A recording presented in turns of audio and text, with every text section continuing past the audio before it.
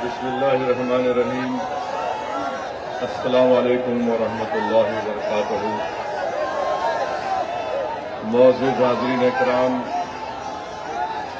बुजुर्गाने कौम और मिल्लत, मेरी इज़्ज़तदार माँ और बहनों, गयूर नौजवान साथियों, के नशीन बतशरीफ फरमा मजलिस इत्तेहादुल मुस्लिमीन के रुकन असम्बली तेलंगाना अहमद बलाला साहब, वो ऑब्जर्वर। अच्छा, हमारे आप लोग हट जाइए, उनको आ जाने, इधर हट जाओ, आ जान दो, हट जाओ, हट जाइए, हट जाइए, आ जाओ, आ जाओ, हट जाओ भाई, पुलिस वाले हट जाओ, आने दीजिए, आने दीजिए, आने दीजिए, आने दो, आने दो।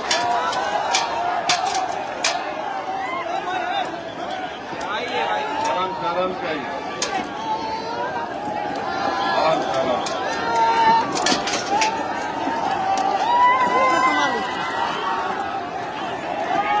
आगे ले गया भाई।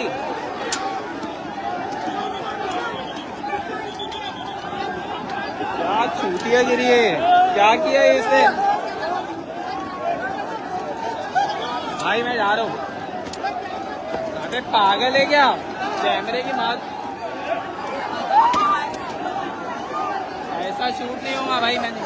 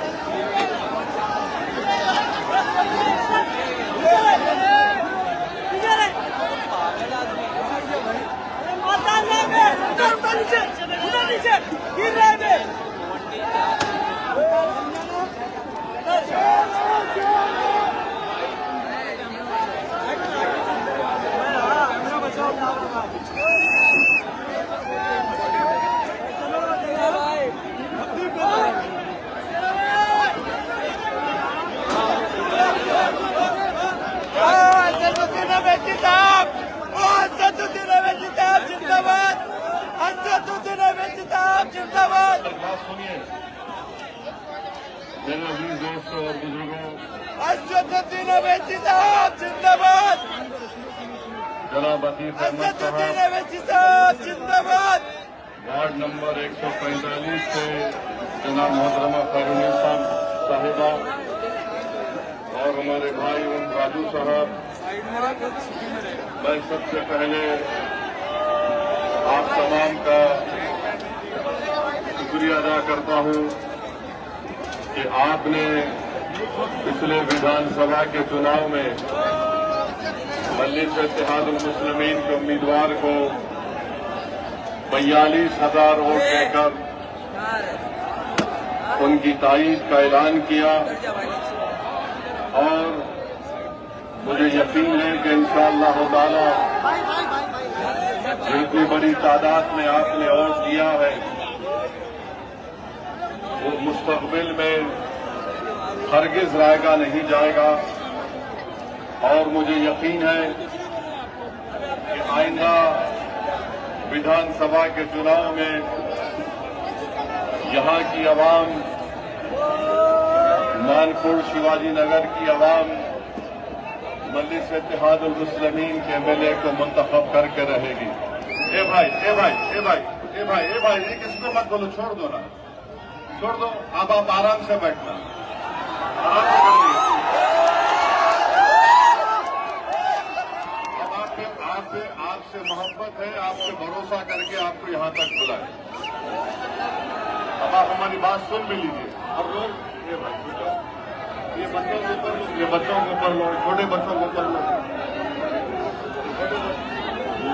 हाँ, अभी आप सुनिए हमारी बात को। देखो, ना उद्धव ठाकरे, ना देवेंद्र फडणवीस, ना अजीत पवार, ना शिंदे,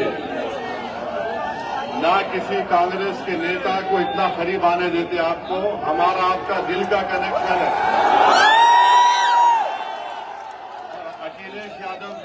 ज्यादा करीब आने नहीं देते।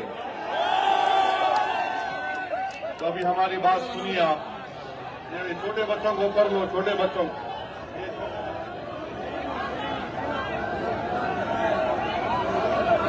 मेरे अजीज दोस्तों और बुजुर्गों, आपने जनाब अतीक साहब की बसीरत अफरोज किताब को सुना और आज हमने एक अवामी मैनिफेस्टो का इजरा अमल में लाया और हमने कहा कि 15 मुद्दों पर बात होगी। 15 जनवरी को शुरुआत होगी इंशाअल्लाह ताला। और 15 मुद्दे क्या हैं? साफ सुथरा गोवंडी, सफाई और साफ पीने का पानी, सड़कें, फुटपाथ को साफ रखना, अवामी सेहत और हेल्थ के मराकज़ को कायम करना, हंगामी और हिफाजती एम्बुलेंस की सर्विस, इमरजेंसी की सर्विस, टीका की लगाने की जिम्मेदारी, छठा सरसब्ज साफ और आलूगी से पाक माहौल, 7वां बीएमसी स्कूलों में मियारी तालीम, 8वीं तुलबा और नौजवानों के लिए ताउन, 9वां हुनरमंदी के तरक्की और रोजगार के मौके, 10वां मुंशियात से पाक यानी ड्रग्स से पाक गोवंडी, 11 रिहायशी और झुग्गी बस्तियों का तहफ़्फ़ुज़, 12 मालूमात दूर करते हैं कि आप मजलिस के इस मैनिफेस्टो को मंजूर करते हैं जिसमें अतीक साहब की क़ियादत में कहा गया कि 15 मुद्दों पर बात होगी। तो क्या 15 जनवरी को शुरुआत होगी? क्या 15 जनवरी को शुरुआत होगी? मेरे अजीज दोस्तों और बुजुर्गों, मैं आपको ये बताने के लिए भी आया हूं कि देवनार में जो डंपिंग ग्राउंड है, क्या उसको खत्म करना चाहिए? नहीं खत्म करना चाहिए। देवनार में जो डंपिंग ग्राउंड है वो खत्म होना चाहिए, नहीं होना चाहिए। कितने लोग खत्म होना चाहते हैं? मेरे साथ नारा लगाइए, नारे तकबीर। शुरू हो रही है, बुजुर्गों का जीना महाल हो चुका है। क्या आप चाहते कि एसएमएस एनवोकेनास बाय मेडिकल का वेस्ट पोल्यूशन का यहां पर डंपिंग खत्म हो? जानवरों को जलाकर, इंसानी जिस्म को जलाकर लाकर यहां पर फेंका जा रहा है इस इलाके में। आप देख चुके हैं कि इतने बरसों से आपने समाजवादी पार्टी को कामयाब किया, उनके कारपोरेटर्स को, अराकीन बल्दिया को कामयाब किया। उन्होंने इस मसले का हल तलाश नहीं किया। मैं आपको बताना चाह रहा हूं, आप मजलिस के कारपोरेटर्स को कामयाब करिए, इंशाअल्लाह ताला ये डंपिंग ग्राउंड बंद होगा। कोई गाड़ी आकर कचरा नहीं फेंकेगी। मजलिस का कारपोरेटर जीतेगा। अगर कचरा लेकर देवनार में आएंगे तो इंशाअल्लाह ताला मुंबई की सड़कों पर कचरा को डालेंगे। फडणवीस के घर के सामने कारपोरेटर्स को कामयाब करिए, इंशाअल्लाह ताला अस्पताल बनेगा। अब सेहत खराब होगी तो फडणवीस की और अबू आसिम की सेहत खराब होगी इंशाअल्लाह। जिस्मानी नहीं, सियासी सेहत खराब होगी।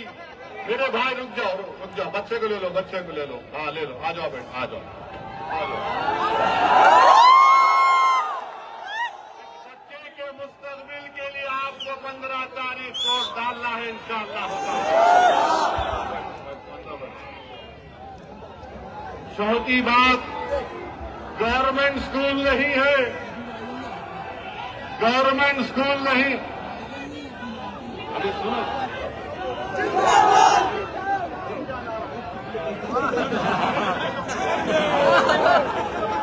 भाई थोड़ा हटो।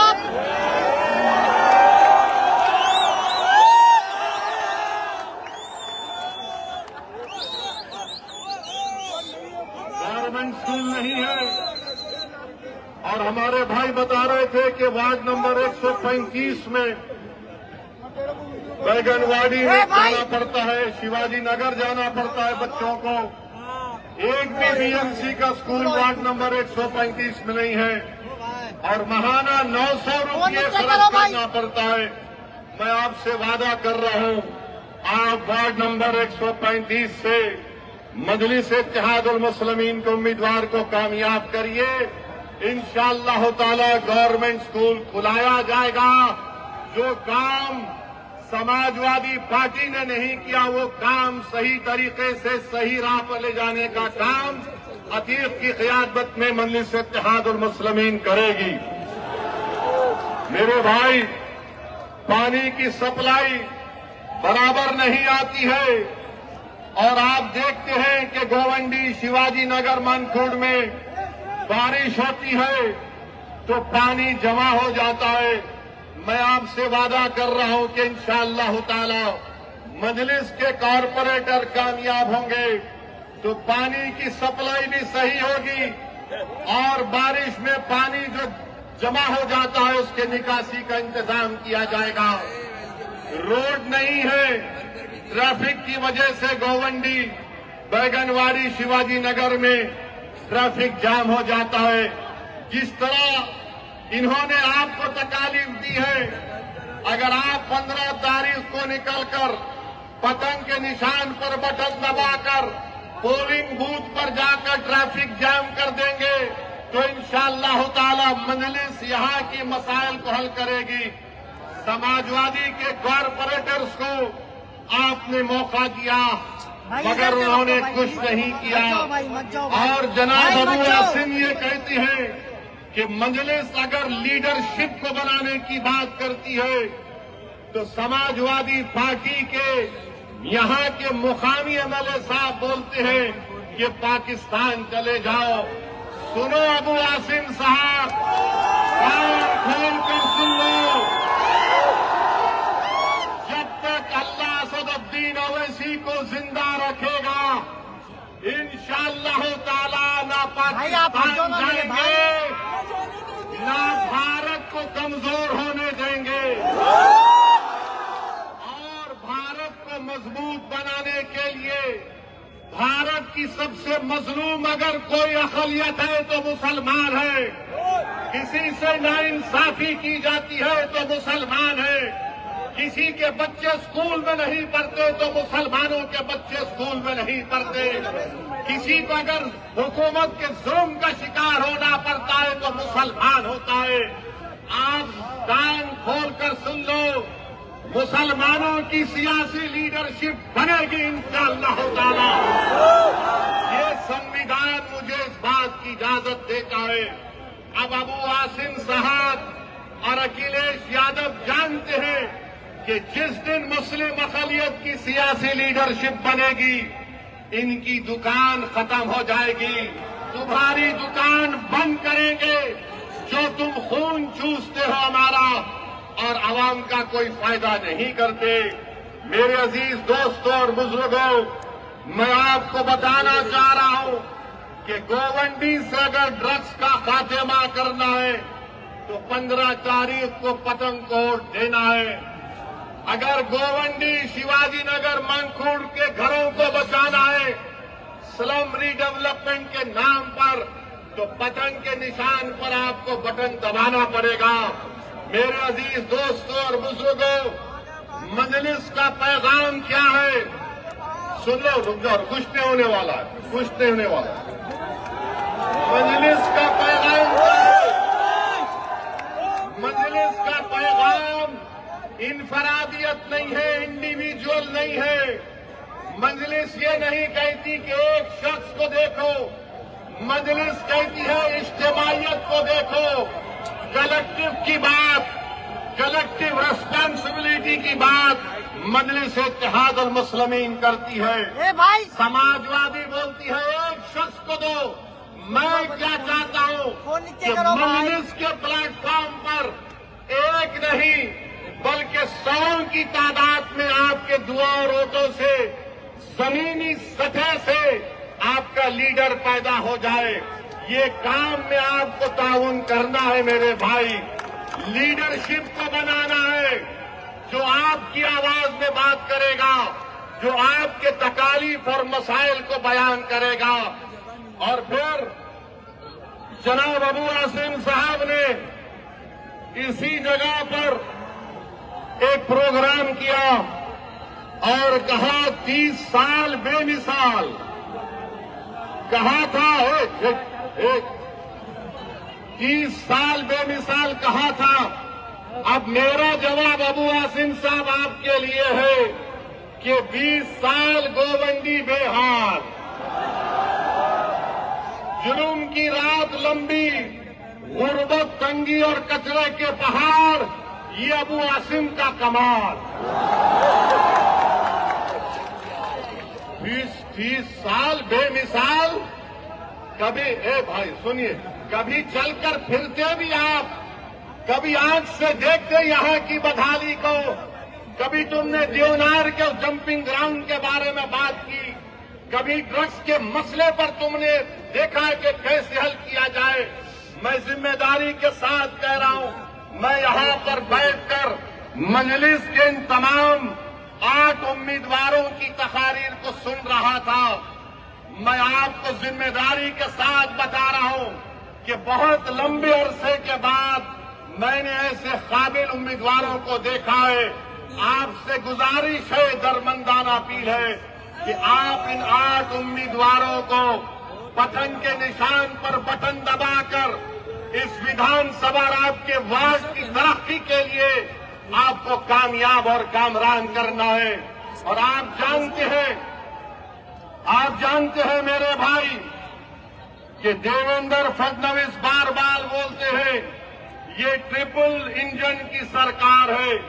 मुंबई पब्लिक स्कूल से नटवर पार्क कंपाउंड में 2 साल लग गए रोड को बनाने के लिए। अरे फडणवीस साहब, ये कौन सा तुम्हारा ट्रिपल इंजन की सरकार है? मेरे अजीज दोस्तों और बुजुर्गों, ये बुनियादी मसाइल है और इंशाअल्लाह ताला आप मजलिस के उम्मीदवारों को कामयाब करिए। मुझे यकीन है कि इंशाअल्लाह ताला ये उम्मीदवार आपके काम करवाएंगे और हम इनके पीछे रहकर इनको पूरा इनके ऊपर नजर रखेंगे कि वो किस तरीके से काम कर रहे हैं या नहीं कर रहे हैं। और जो लोग ये समझ रहे हैं कि 42,000 को अतीक को हासिल हुए, ये गलती से हासिल हो गए। अबू आसिम साहब, मैं आपको बता रहा हूं, हमसे थोड़ी कोताही हो गई। अगर असदुद्दीन ओवैसी रोडों पर चल जाता तो तुम भाग जाते।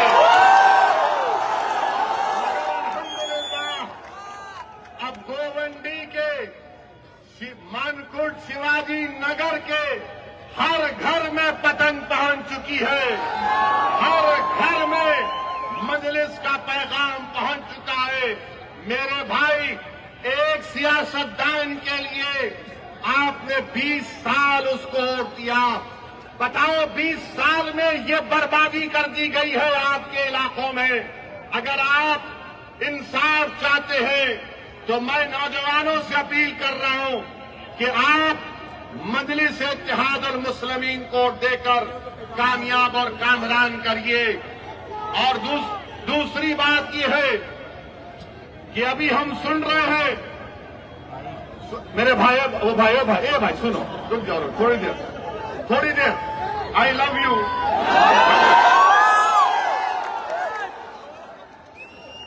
अभी हम सुन रहे हैं कि एक क्रिकेट टीम में एक बांग्लादेशी था, उसको हटा दिया गया। बराबर ये बांग्लादेश में हिंदुओं पर जुल्म हो रहा, मैंने भी उसकी मजम्मत की।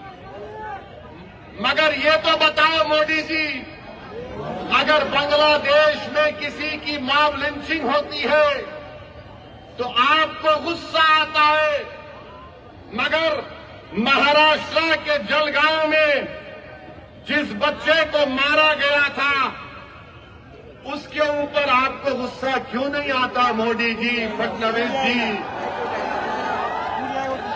सबसे पहली मॉब लिंचिंग 2014 में मोदी की हुकूमत बनने के बाद पूना में मोहसिन शेख की हुई थी और जलगांव में सुलेमान पठान को उसी के दोस्तों ने मार मार कर उसको शहीद कर दिया।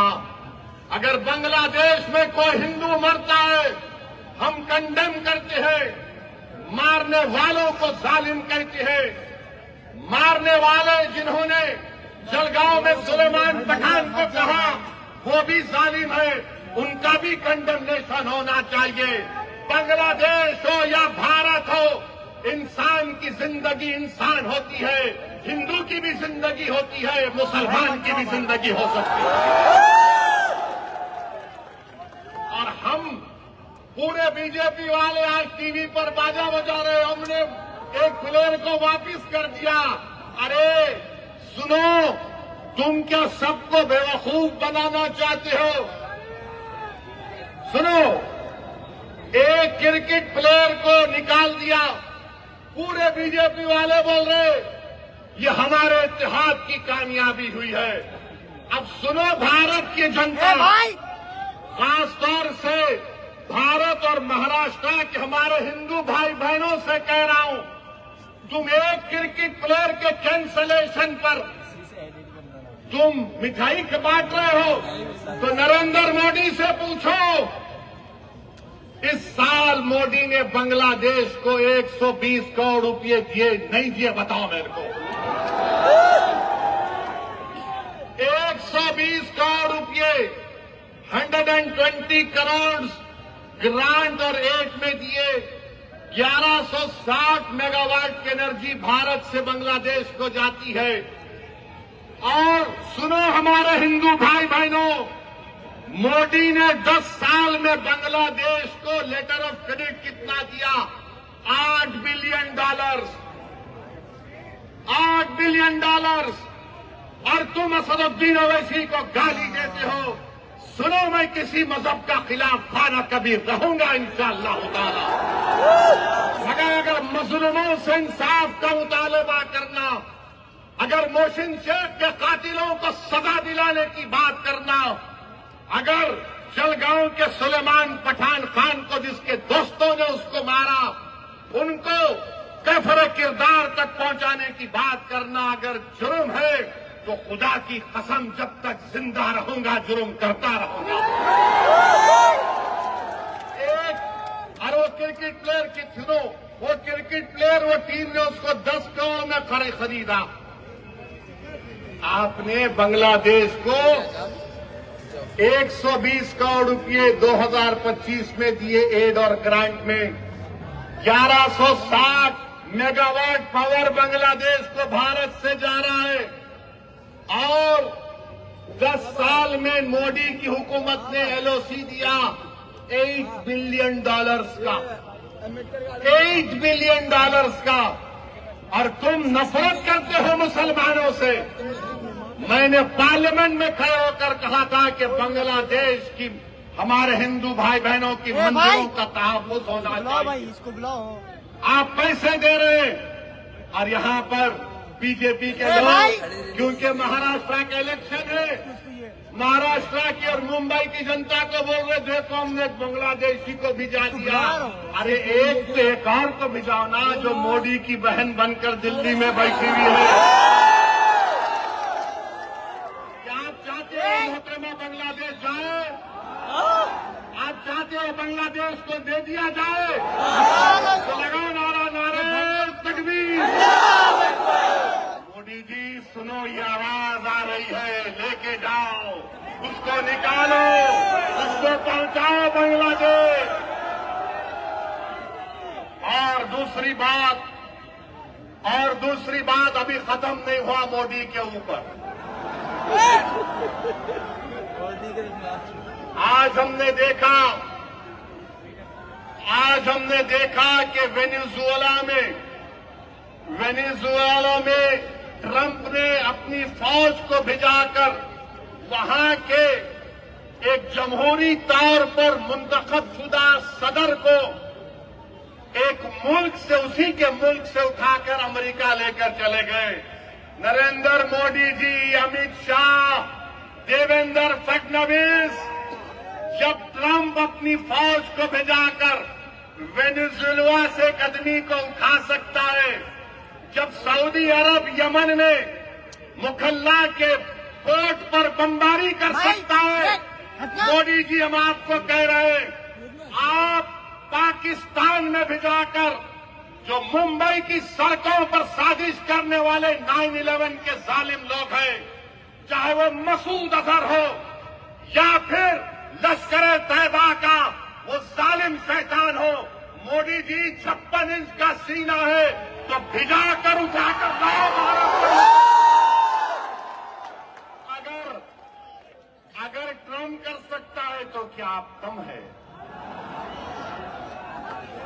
जब ट्रंप कर सकता है तो आपको भी करना पड़ेगा, क्योंकि मोदी ने कहा था अब की बार ट्रंप सरकार। तो मेरे भाई, मुझे मालूम कि आज के इस भाषण के बाद टीवी चैनल के लोग मसरूफ हो जाएंगे। ओवैसी का एक और भड़काऊ भाषण। अरे जालिमों सुनो, किसी शायर ने अच्छा कहा था कि तुम्हारी सोच के सांचे में ढल नहीं सकता, तुम्हारी सोच के सांचे में ढल नहीं सकता, जबान काट लो लहजा बदल नहीं सकता, जबान काट लो लहजा बदल नहीं सकता। और सुनो नरेंद्र मोदी, देवेंद्र फडणवीस और अखिलेश यादव, मुझे भी मोम का समझ रहे हो क्या? तुम क्या अबू आसिम साहब की तरह मुझे भी मोम का समझ रहे हो क्या? तुम्हारी नौ से ये लोहा पिघल नहीं सकता। तो मेरे अजीज दोस्तों और बुजुर्गों, अब आएंगे समाजवादी के लोग, उत्तर प्रदेश से भी आएंगे और आकर सिर्फ एक ही का नाम लेंगे, दूल्हे भाई आकर ये बोलकर गए थे। तो इनको पूछो, अगर समाजवादी पार्टी के तरफ से कोई एमपी आएगा तो एमपी से पूछो, जब भारत की पार्लियामेंट में वंदे मातरम पर बहस हो रही थी तो किसने भारत की पार्लियामेंट में खड़े होकर भारत के संविधान का हवाला देकर कहा था? मैंने कहा था कि भारत का जो आईन है, प्रियम्बल है, वो शुरू होता वी द पीपल के नाम से, भारत माता के नाम से शुरू नहीं होता। वो किसने भारत की पार्लियामेंट में खड़े होकर कहा था कि भारत का जो संविधान का आईन का प्रियम्बल है वो क्या कहता है? जिस वक्त संविधान को अपना रहे थे 24 जनवरी 1950 को, तो क्या कहा था? Liberty of thought, expression, belief, faith and worship कहा था हमने।